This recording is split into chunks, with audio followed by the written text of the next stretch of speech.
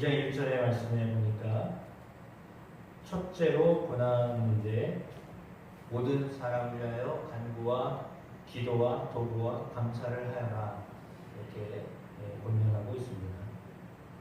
첫 번째 권면이 기도입니다. 사역을 함에 있어서 기도가 얼마나 중요한가를 우리에게 깨닫게 하고 있습니다. 모든 것이 다 기도로부터 시작되셔야 하겠습니다. 모든 사람을 위하여 간구하고 기도하고 도구하고 감사해야 한다라고 하는데, 모든 사람이라고 하는 말은 6절 말씀에도 나와 있습니다. 6절 한번 같이 읽어보겠습니다. 그가 모든 사람을 위하여 자기를 대속물로 주셨으니 기약이 이르러 주신 증거니라. 4절에도 나왔습니다. 4절도 같이 읽어보겠습니다. 하나님은 모든 사람이 구원을 받으며 진리를 아는 데에 이르기를 원하시느니라. 아멘. 바울에게 있어서 모든 사람이라고 하는 표현을 썼습니다. 모든 사람들이 기도를 받을 만한 기도의 대상자다. 물론 그들을 위하여 기도하여 중보해야 할 대상자는 모든 사람이다 라고 썼습니다. 그렇다면 그 모든 사람은 어떤 사람들인가? 4절에 하나님으로부터 구원을 받고 진리를 아는 데 이르기를 하나님이 원하신다라고 했거든요. 그러니까 모든 사람들이 다 구원받기를 원하시는 대상자이기 때문에, 다 구원받아야 될 대상자이기 때문에 나는 모든 사람들을 위하여 기도합니다. 예수님께서 모든 사람을 위하여 자신을 대속물로 주셨기 때문에 나는 전파자가 되고 사도로 세움을 받았는데, 특별히 이방인의 스승이 되었다라고 하는 말씀을 전하고 있습니다. 물론 디모데 역시 복음을 전하는 사도로 쓰임을 받았다라고 하는 것을 다시 한번 깨우치기 위해서 하고 있습니다. 그 중에도 2절에는 이렇게 누구를 위하여 기도할 것인가? 임금들과 높은 지위에 있는 모든 사람을 위하여 라고 썼습니다. 여기도 모든 사람이라고 하는 단어를 썼죠. 그러니까 임금들과 높은 지위에 있는 사람들, 사실 이 사람들은 기도할 대상자라고 생각하지 않을 수도 있습니다. 왜냐하면 그들이 뭐가 필요가 있겠어요? 권위가 있는 사람들, 권력이 있는 사람들이 무슨 기도가 필요하겠냐고 생각할 수 있거든요. 그들이 뭐 두려울 게 뭐가 있습니까? 다 가지고 있는 사람들이 기도가 뭐가 필요하겠습니까? 라고 생각할 수 있습니다. 그런데 그 임금들과 높은 지위에 있는 사람들을 위하여서도 기도해라 라고 하는 것은 그 이유에 대해서 하반절에 우리에게 말씀하고 있습니다. 그 이유는 우리가 고요하고 평안한 생활을 하기 위함이다 라고 했습니다. 고요하고 평안한 삶을 위해서 그들을 위해 기도해야 된다. 왜냐하면 그들이 그 질서를 잡는 사람들이기 때문에, 권위를 가지고 휘둘리는 사람들이기 때문에 그들을 위해 기도해라 라고 했습니다. 중간의 단어는요, 우리가 모든 경건과 단장함으로 삶을 살기 위해서, 우리가 경건한 삶을 살기 위해서, 단정한 삶을 살기 위해서 이제 그들을 위하여 기도해야 된다라고 말하고 있습니다. 이것이 우리 구주 하나님 앞에 선하고 받으실 만한 것이다라고 했습니다. 그렇습니다. 우리가 모든 사람들을 위하여, 특별히 위에 있는 사람들을 위하여, 지금으로 치자면 대통령들을 위하여, 국무총리들을 위하여, 국회의원들을 위하여, 국무위원들을 위하여, 고위급 관료들을 위하여 기도해라 라고 했습니다. 왜냐하면 그들이 우리를 다스리는 사람들이기 때문에. 따라서 우리의 평안한 삶을 위하여, 그들을 위하여 계속 기도하시기를 부탁드립니다. 8절에는 각처에서 남자들이 분노와 다툼이 없이 거룩한 손을 들어서 기도하기를 원한다라고 했습니다. 남자들 사이에 그런 어떤 분노와 다툼이 있었던 것으로 보여지는데 그때도 거룩한 손을 들어서 기도하기를 원한다라고 했습니다. 아마도 악의 다툼이 있었던 것으로 보여집니다. 그러나 그들이 그 분노와 다툼을 없이 하기 위하여서 손을 들어 기도해야 된다라고 했습니다. 9절에는 여자들은 단정하게 옷을 입어라, 소박함으로 정절을 지켜라, 그것으로 자기를 단장하여라 라고 했습니다. 단장할 때 사실은 머리를 닦거나 금이나 진주나 값진 옷으로 단장을 하는데 그것으로 단장하지 말고 소박함으로 정절로 자기를 단장하여라 라고 했습니다.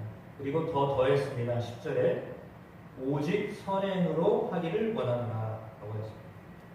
그러니까 겉모습으로 단장을 하는데 그 겉모습은 소박함과 정절입니다. 그리고 선행입니다. 이걸로 자기를 단장시켜야지 금이나 진주나 값진 옷으로 그리고 머리를 이쁘게 해서 자기를 단장하지 마라.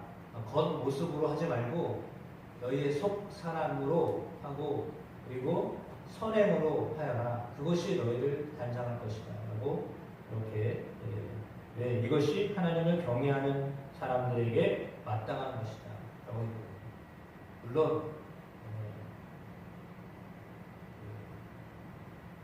보기에도 참 어쩌고 저렇게 하고 살지 이러고 하면 안 되겠죠. 그러니까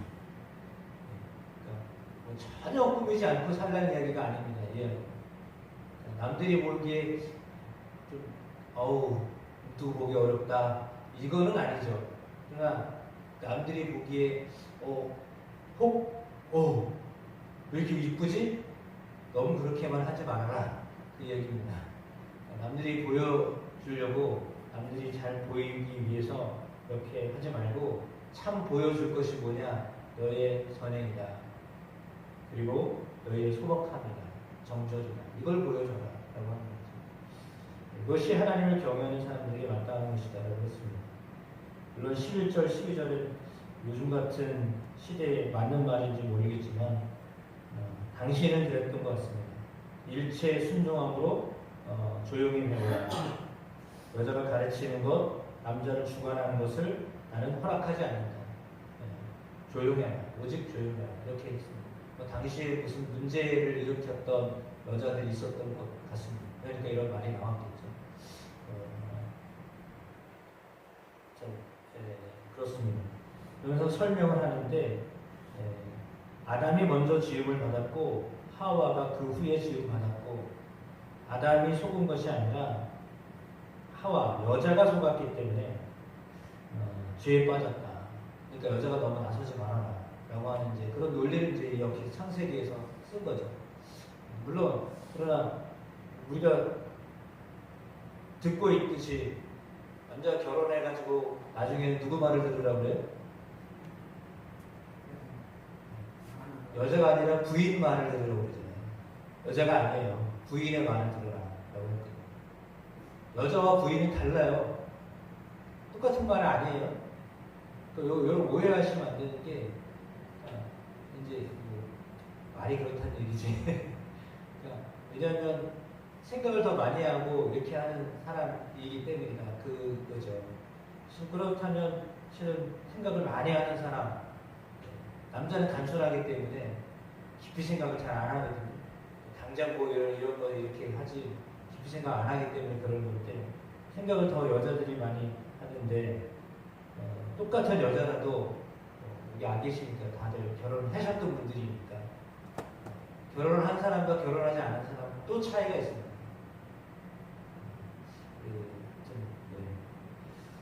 더 나가면 제가 이상해질 것 같아서 다 여자분들인데 괜히 잘못 말했다가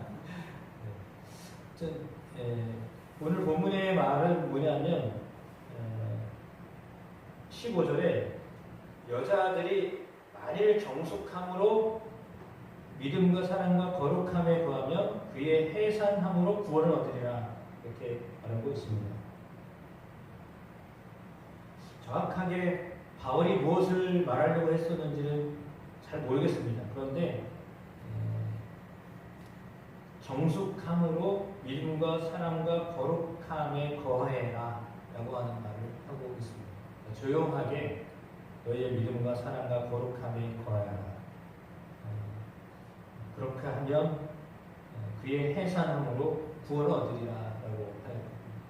이 해산함이 실제로 뭐 육체적인 해산을 말하는 건지 영적인 해산을 말하는 건지 정확하게 알 수는 없습니다. 그러나 그런 일들로 인하여서 구원을 얻을 것이다 라고 했습니다.